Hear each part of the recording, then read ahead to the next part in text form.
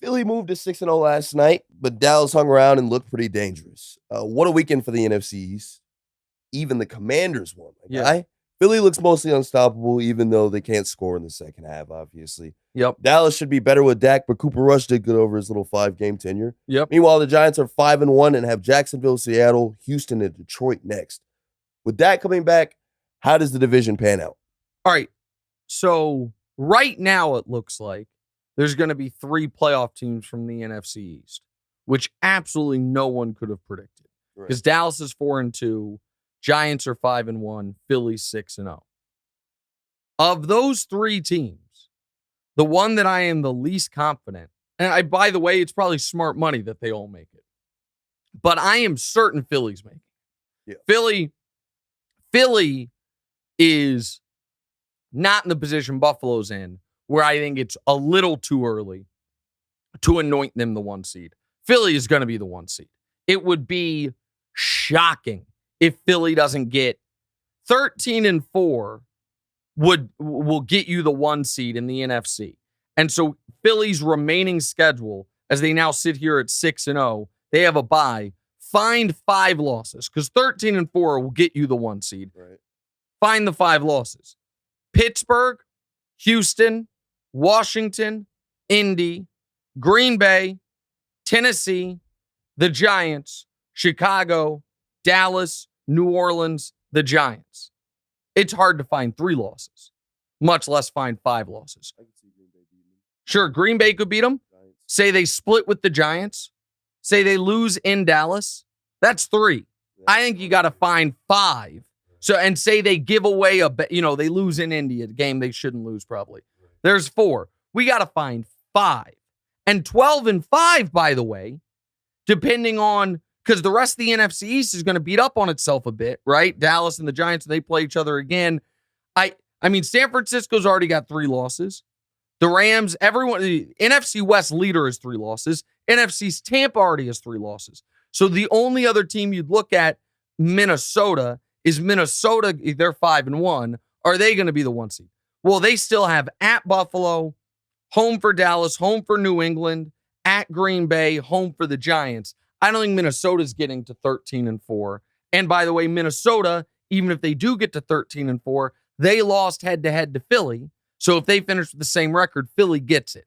So I think Philly, lock them in at the 1 seed. And before the year, I will admit when I'm wrong. Before the year, I said, listen, I like Philly to win the division. I was skeptical of that in the beginning. And then after the Tyron Smith injury, I came around Philly winning the division. But I was like, this talk of them being the 1 seed is crazy. It's not crazy. It's actually going to happen. The Giants at 5-1 with wins over Baltimore and Green Bay in the last 2 weeks. The Giants have 2 left against Washington. They have one against Indy, 1 against Houston, 1 against Jacksonville, and 1 against Seattle. That's 6 games. If they go 4-2 in those 6, that's now 9 wins. That means, I didn't even mention Detroit. They don't even have to beat any good teams the rest of the way to make the playoffs. So I think the Giants are in.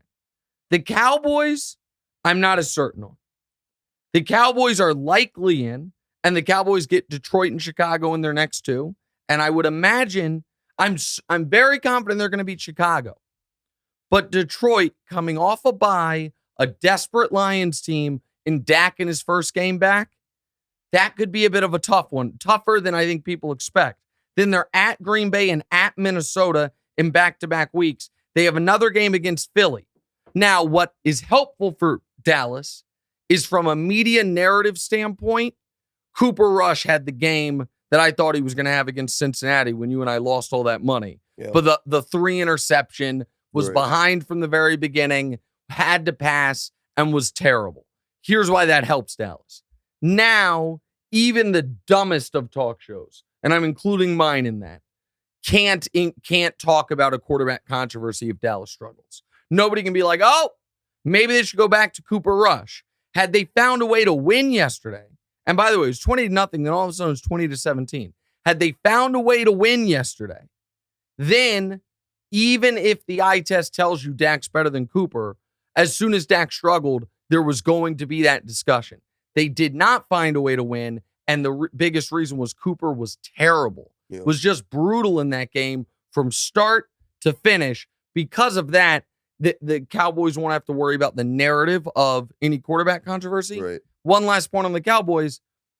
When Dak got hurt, if we said they were going to go 4-1 with Cooper Rush, they'd have signed up for that in an absolute heartbeat.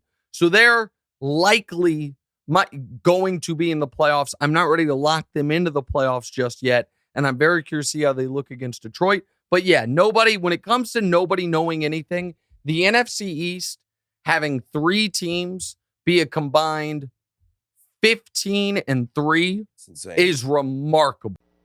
Hey, thanks for watching. Hit the subscribe button to get more from the show, and make sure to click the bell to get notified every time new content drops. Check out full episodes of What's Right wherever you get your podcasts, or just click the link in the description below.